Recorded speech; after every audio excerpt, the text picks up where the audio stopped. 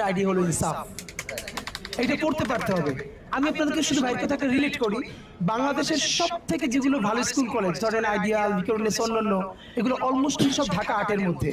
আপনাদেরকে খুব ক্লিয়ার করে বলি, আপনারা জানেন যে যত কথাবার্তা বলা হোক, এই স্কুলগুলোতে বিভিন্ন জনের জন্য কোটা থাকে। এমপির জন্য কোটা, এমপির সুপারিশ এতজনে ভর্তি হবেন, এরপর ওয়ার্ড কমিশনার জন্য এতজন ভর্তি হবেন, এরকম একদম কোটা থাকে।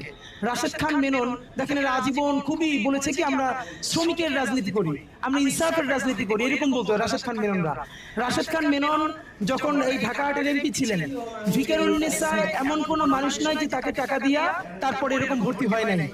আপনার মাধ্যমে ভাই আমি আপনাকে ওয়াদা দিতে চাই, আপনারা প্রমাণ নেন ইনশাআল্লাহ। আল্লাহ যদি আমাকে আপনাদের দোয়া ভালোবাসায় ঢাকা 8-এর এমপি হিসেবে সংসদে যাওয়ার তৌফিক দেন, আমি শপথ করে বলছি আমার এমপি হিসেবে কোনো স্কুল কলেজে একটা কোটাও থাকবে না। এটা আপনাদেরকে নিশ্চিত করলাম।